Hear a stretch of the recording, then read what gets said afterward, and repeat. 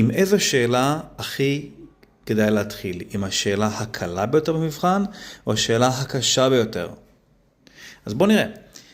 אם אתם מתחילים עם השאלה הקשה, ואתם יודעים שאתם הולכים להתקע, אז בזמן שאתם עוברים לשאלות אחרות, המוח שלכם חושב על השאלה הזאת ומעבד נתונים.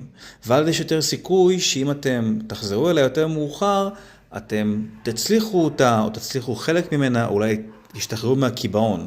אם אתם משאירים אותה לסוף ואתם עובדים רק עם השאלות הקלות, אז כשתגיעו לסוף ותקלו בשאלה הקשה, לא יהיה לכם מספיק זמן בשביל לאבד אותה, בשביל לחשוב עליה, וסיכוי גדול שאתם תישארו תקועים.